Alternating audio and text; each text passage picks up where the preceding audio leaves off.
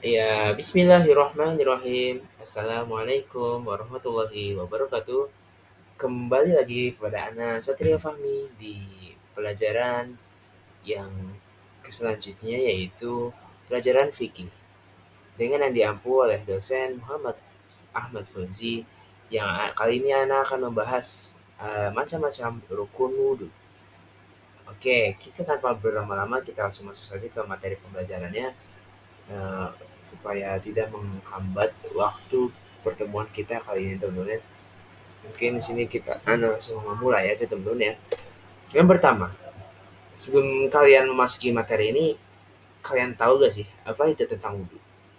Jika ada yang kalian tidak ketahui, mohon ditanyakan ya. Gak apa-apa kalian mau tahu materi kami. Ya, kita mulai. Yang pertama, pengertian wudhu secara bahasa wudhu itu ada artinya al-wudhu, yang artinya diambil dari akar kata al-wudu, al-wadu, al-wudu, al-wudu, yang berarti artinya itu keindahan atau kebersihan. Secara syariat adalah menggunakan air pada empat anggota badan. Pada empat ya teman-teman, empat anggota badan, yaitu wajah, lalu ke kedua tangan, lalu kalian ke kepala, dan kedua kaki. Dalam rangka beribadah kepada Allah, yaitu dengan niat mensucikan diri teman-teman ya. Lalu, hukum wudhu. Setelah kalian mengetahui makna apa itu wudhu, sampai sini kan jelas belum? Dengan materi pembahasan tentang pengertian wudhu dulu. Jika sudah, kita langsung masuki apa itu hukum wudhu.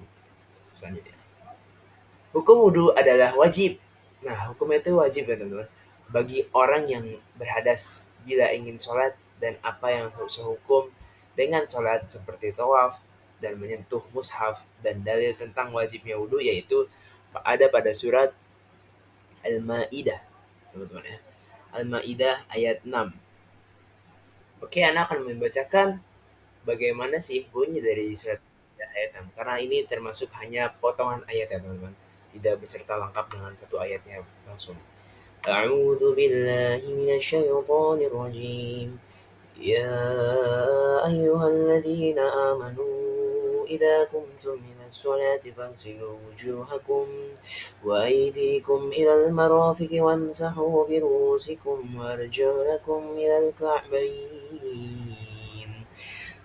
Yang artinya, hai orang-orang yang beriman, apabila kamu berhak mengerjakan sholat, maka basuhlah mukamu dengan tanganmu sampai dengan siku, dan sapulah kepalamu dan basuh kakimu sampai kedua mata kakimu. Al-Maidah ayat 6.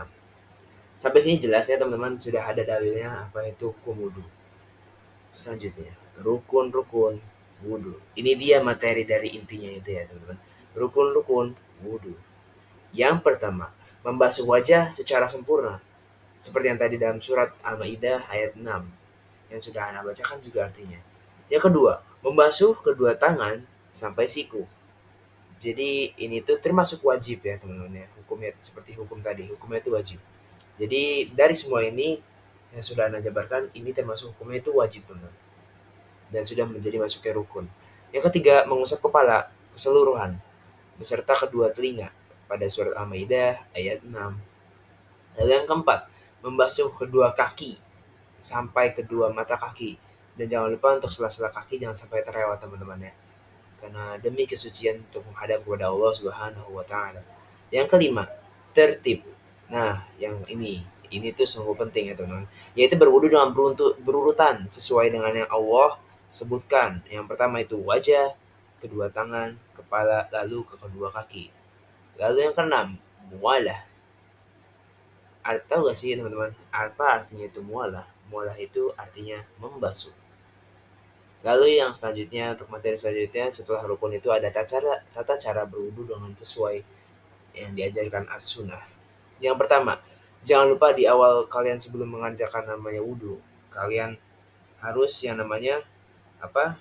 Membaca basmalah. Bismillahirrahmanirrahim. Lalu yang kedua, setelah kalian membaca basmalah, kalian langsung saja mencuci kedua tangan sebelum berwudu, yaitu kedua tapak tangan kalian basuh hingga ke sela-sela jari kalian sehingga tidak ada yang terlewat. secara tertib. Instinct Istinsyak yang artinya dan berinstinsar. Berkumur-kumur lalu mengeluarkannya dan dilanjutkan dengan memasukkan menghirup air dalam hidung. Istinsyak. Jadi istinsyak itu menghirup air dalam hidung dan mengeluarkannya, itu disebutnya istinsyak. Lalu mengeluarkan air dari hidung. Mencuci wajah. Yang keempat, batasan wajah adalah tempat tumbuhnya rambut kepala hingga dagu, dan dari telinga hingga telinga, begitu pula rambut yang ada pada wajah tetap dicuci meskipun tidak lebat, termasuk pula menyela-nyela jenggot. Nah, ini hukumnya juga wajib, teman-teman. Kan pada jenggot itu ada batasannya. Hanya cukup segini. Kan membahasnya seperti ini, teman-teman ya. Seperti yang udah ajarkan. Selanjutnya, yang kelima, mencuci kedua tangan hingga siku. Karena Allah Ta'ala berfirman, wa aydikum minal marawiq astagfirullah wa aydikum minal marafiq, dan basuhlah tanganmu sampai kedua siku. Quran surat Al-Maidah ayat 6. Lalu yang keenam, mengusap kepala disertai telinga. Lalu yang selanjutnya, mengusap kepala dimulai dari depan kemudian diusap ke belakang sampai ke tengkuk. Jadi bagian tengkuk belakang ini juga jangan lupa untuk tetap dibasuh ya teman-teman. Hingga leher belakang. Itu sebutnya tengkuk. Kalian jangan lupa untuk membasuhnya sebanyak kalian menyiku kepala kalian. Lalu dibalikkan ke depan. Jadi kalian seperti ini. Ibaratnya dari depan begini. Kalian dari depan begini keseluruhan hingga ke tengkuk. Kalian menyela gini, lalu kalian kembali lagi ke arah depan gitu teman. Ya, jangan lupa untuk diarahkan secara sebanyak 3 kali teman ya, 3 kali. Lalu kemudian kalian dilanjutkan dengan mengusap kedua telinga dengan air yang tersisa dari mengusap kepala. Jadi kalian mengerti tidak? Jadi dilanjutkan dengan mengusap kedua telinga. Kedua telinga hasil air yang tersisa dari bekas kalian mengusap kepala tadi ya teman-teman gini. Set, kalian langsung kembali lagi gini. Set, kan gini, kan begini teman-teman ya. Begini, begini, begini, kalian begini teman-teman. Tidak perlu mengambil air lagi ya teman-teman dari air itu. Lalu yang ke-7, mencuci kedua kaki disertai mata kaki. Allah Ta'ala berfirman, wa arjulakum ilal ka'bayn, dan basuhlah kakimu sampai kedua mata kakimu. Nah, kalian jangan sering yang terjadi di saat ketika kalian namanya berwudu dan kalian membasuh kaki itu hanya asal ceplak-ceplak aja teman-teman ya. Itu tidak dianjurkan dan itu dapat merusak hukum atau rukun wudu kalian ya teman-teman ya. Jadi kalian jangan diusahakan itu ketertiban dan kalian tidak boleh sampai ada yang terlewat ya. Intinya kalian harus membenarkan setiap wudhu kalian, karena sebelum kita berwudhu itu kalian harus berniat, lalu kalian berwudhu dan kalian harus sudah dalam keadaan suci, karena sampai kapanpun di saat kita akan menghadap Allah Subhanahu Wa Taala, kita itu harus selalu dalam keadaan suci teman-teman ya. Jangan meremehkan hal kecil sedikit pun ya.